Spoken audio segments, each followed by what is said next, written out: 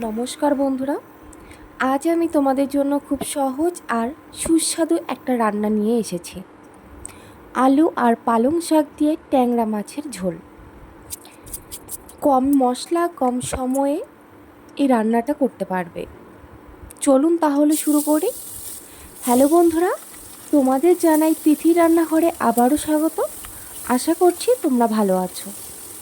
আমি প্রথমে কড়াইটা গরম করে নিয়েছি এবং তাতে কিছুটা সর্ষের তেল গরম করে নুন হলুদ মিশিয়ে রাখা ট্যাংরা মাছগুলোকে ভেজে নেব।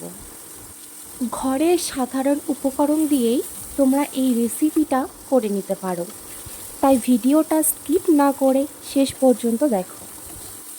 মাছগুলোকে ভালো করে উল্টে পাল্টে ভেজে নিতে হবে। তোমরা চাইলেই রান্নাটা বাড়িতে একবার ট্রাই করতে পারো, খুবই সুস্বাদু লাগে।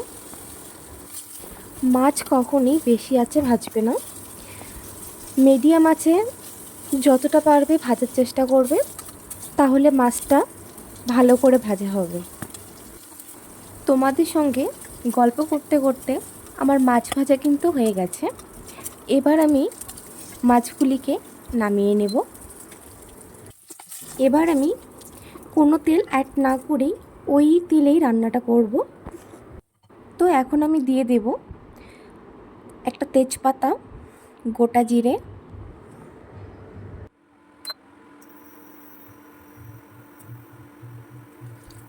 তেজপাতা গোটা জিরে ভালো করে ভেজে নেওয়ার পর আমি সেখানে দিয়ে দেব পেঁয়াজ কুচি।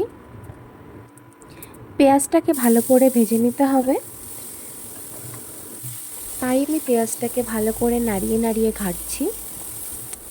পেঁয়াজটা ভাজা হয়ে গেলে এখন দিয়ে দেব লঙ্কা কুচি।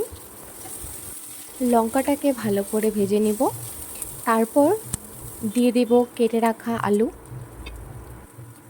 আলুটা দিয়ে দেওয়ার পর আমরা দিব একে একে পরিমাণ মতো হলুদ, স্বাদ মতো লবণ,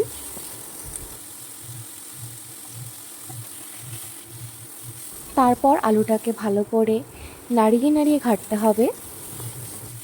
আলুটাকে ভালো করে ঘাঁটার পর এখন আমি দিয়ে দেব সেখানে রসুন বাটা। এখন আমি রসুনটাকে ভালো করে ভেজে নেব। ভালো করে না ভাজলে রসুনের যে কাঁচা গন্ধ সেটা সবজিতে থেকে যাবে এবং সবজির স্মেল অনেকটা তীব্র হয়ে যাবে।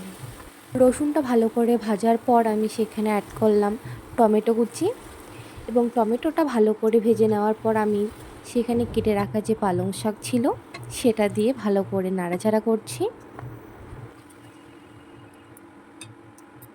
ভালো করে ঘাটার পর আমি সেখানে এবার অ্যাড করব আদা বাটা।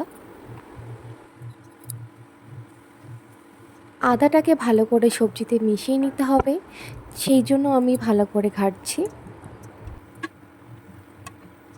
সবজিতে আদা বাটা দেওয়ার পর আমি সেখানে এখন দিয়ে দেব জিরে গুঁড়ো, দিয়ে দিব শুকনো লঙ্কা গুঁড়ো। জিরে গুঁড়ো এবং লঙ্কা গুঁড়ো দেওয়ার পর সেটাকে ভালো করে ঘাঁটতে হবে।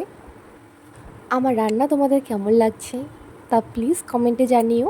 আর তোমরা কী টাইপের রান্না দেখতে চাও আমাকে বলতে পারো, আমি চেষ্টা করব তোমাদের সেই রেসিপিগুলো তোমাদের সামনে প্রেজেন্ট করার। তো তোমরা দেখতেই পাচ্ছ এতক্ষণ ধরে আমি যে মশলাগুলো দিলাম সেগুলোকে ভালো করে ভেজে নিচ্ছি। আর এখন যেহেতু আলুটা সিদ্ধ করতে হবে তার জন্য কিছু জল দিয়ে আমি সেই সবজিটাকে এখন আমি ঢেকে দেব। তোমরা চেষ্টা করবে ঢাকনাটাকে কিছুক্ষণ পর পর তুলে সবজিটাকে ভালো করে ঘাটার। আর আমার মনে হচ্ছে যে আমার সবজিতে জল কম হবে, তাই আমি কিছুটা জল আবার অ্যাড করলাম। যেহেতু সবজির আলুগুলো এখনও পুরোপুরি সিদ্ধ হয়নি, সেই জন্য আমি আবার ঢাকনাটা দিয়ে দিলাম। ঢাকনাটা সরিয়ে নিয়ে আমি ভালো করে ঘাঁটছি।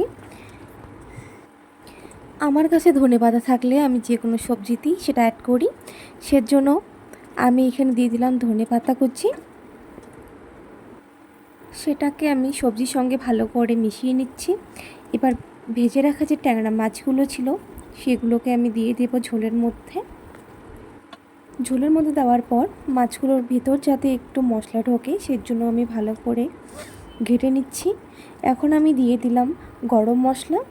গরম মশলা দেওয়ার পর ভালো করে ঘেটে নেওয়ার পর আমি এবার সবজিটিকে নামাবো। তো আমার রেসিপি তোমাদের কেমন লাগলো তা কমেন্টে জানাতে ভুলো না। সবাই ভালো থেকো, সুস্থ থাকো। দেখা হচ্ছে নেক্সট ভিডিওতে।